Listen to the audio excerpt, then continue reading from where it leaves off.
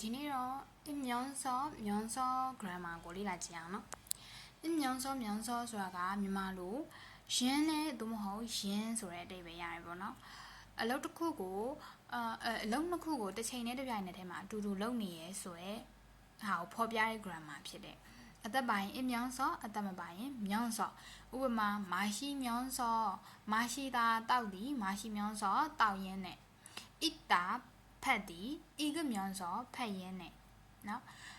မာရတာစကားပြောသည်မာရမြောင်းစောစကားပြောရင်းနဲ့ဆိုပြီးတော့အလုံးနှစ်ခုကိုလောက်တာကိုပြောပြဥပမာစကားပြောရင်းနဲ့ coffee တောက်နေရယ်စာဖတ်ရင်းနဲ့ coffee တောက်နေရယ်အဲ့လိုမျိုးပေါ့နော်တချင်းဆိုရင်းနဲ့ရေချိုးနေတယ်ဒါဆိုရင်တချင်းဆိုတာနဲ့ရေချိုးတာအလုံးနှစ်ခုကိုတစ်ကြိုင်နက်တည်းမှာလုပ်နေရအောင်ဖော်ပြတယ်ဒီ grammar မှာသတိထားမယ့်ဟာကကြတော့ subject ကတယောက်တည်းဖြစ်ရမယ်အလုံးနှစ်ခုကိုလုပ်နေတဲ့ subject အလုံးနှစ်ခုကိုလုပ်နေတဲ့လူကတယောက်တည်းဖြစ်ရမယ်ဥပမာSteven ရှိနေနိုးတဲ့ဟာမျိုးဆို shower hair ဒါဆိုရင်မှန်တယ် Steven က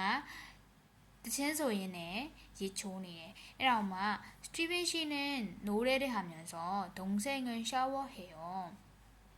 အဲ့လိုပြောရဲဆိုရင်တော့မှားတယ်ဘာဖြစ်လို့လဲဆိုတော့ Steven ကတချင်းဆိုရင်လည်းညီလေးကရေချိုးနေရဆိုတာကြတော့မှားတယ်ပေါ့နော်လုံနေတဲ့လူကတယောက်တည်းဖြစ်ရမယ်ရေချိုးတာရောတချင်းဆိုတာရောကစတီဗင်တယောက်တည်းဖြစ်နေရမယ်ပေါ့နော်အဲ့လိုမျိုးပြောကြနောက်ထပ်သတိထားစရာတစ်ခုကကြတော့ဒီအမြောင်းစော grammar ကကြတော့သူ့ရဲ့ရှေ့မှာအတိတ်ကာလပြ verb to တွေလာလို့မရဘူးပေါ့နော်ဥပမာ coffee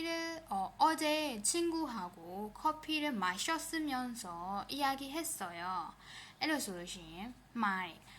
မနေ့ကတငယ်ချင်းနဲ့ကော်ဖီတောက်ခဲ့ရင်းနဲ့စကားပြောနေခဲ့တယ်ဆိုတာမှားတယ်เนาะဘယ်လိုပြောရမလဲဆိုတော့어제 친구하고 커피를 마시면서 이야기했어요. အဲ့လိုမျိုးပြောရမယ်ဒါဆိုရင်မနေ့ကတငယ်ချင်းနဲ့ကော်ဖီတောက်ရင်းနဲ့စကားပြောနေခဲ့တယ်အဲ့ဒါဆိုလို့ရှိရင် verb to ကိုဘယ်မှာထည့်ရမလဲဆိုတော့verb to ကိုစာကြောင်းရဲ့နောက်ဆုံးမှာထည့်ရမယ် coffee နဲ့ 마시면서 이야기했어요 အဲ့လိုမျိုးနောက်ဆုံးမှာလာပြီးထည့်ပေးရမယ် 이면서 ရဲ့ရှေ့မှာ verb to ထည့်လို့မရအောင်เนาะအဲ့ဒါလေးကတစ်ချက်မှန်ရမယ်